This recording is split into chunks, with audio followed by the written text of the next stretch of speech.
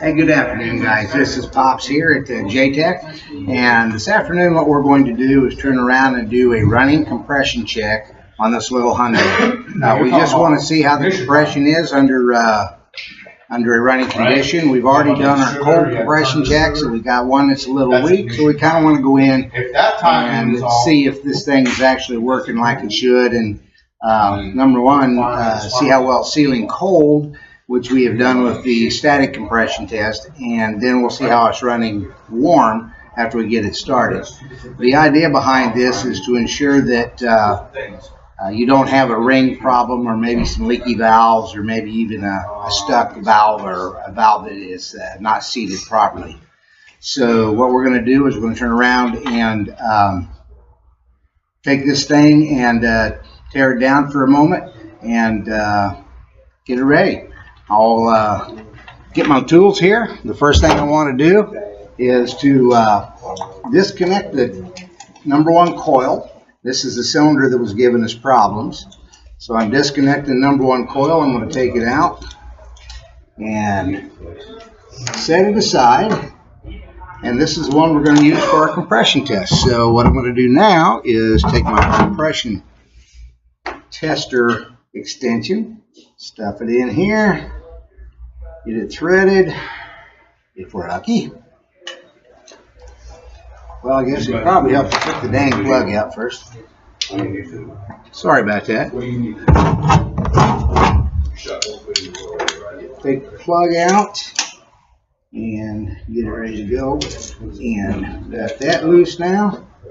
I'll set this here, and here for now. And we'll get this thing taken out of here. Alrighty. Okay, now that we've got the plug out, it looks like it's reading pretty good. It's a little carboned up, but we've been using this for training for quite a while, so it could be that it hasn't been run out real well. Now I can stick my adapter in for my compression gauge.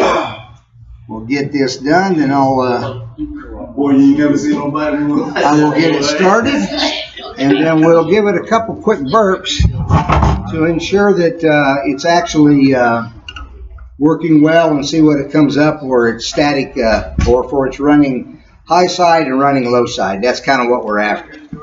So we're going to plug this in.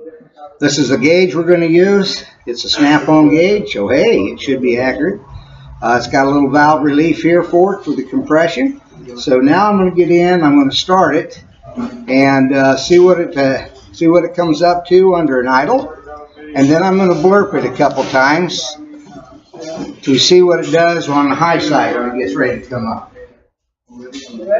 Oh yeah, thank you. I'm going to have to. You might have to get in. We'll see. You can try to reach it, but.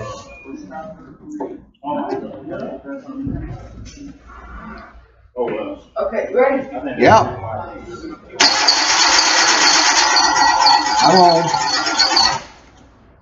Keep going.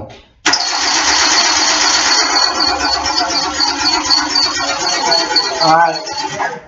It's not firing. I've got the coil back in it, or the relay back in it. I'm not sure exactly what is going on, but it doesn't seem to want to fire. But with the turning over like we've been doing here, I'm all the way up to 200 and roughly 20 pounds of compression in the cylinder, which shows me that it's pretty good. We weren't quite that high to begin with. We were down closer to 120. So it's warmed up a little bit, and it's probably sealed the rings a little better than what it was on our static test when it was cold. In any case, you should warm the engine up prior to performing a compression test, because it allows everything to heat and expand, the rings expand to get oil on cylinders or cylinder walls, and within the rings themselves to help it seal up. But where we're sitting right now, I'm not sure why I'm not getting any fire. It was running, but for whatever reason now we can't get it to light off. But that being said, If it was running, we would go ahead and just read this, and we would take the throttle and we would hit it real quick a couple times and see what the compression would do. But as it stands, it looks like that cylinder will be okay. I don't think we have to go through any further diagnostics with it. I think it will be all right. Just give it a general tune-up and it should be all right. But I appreciate you watching, and thank you, and please tune in again. Have a great evening.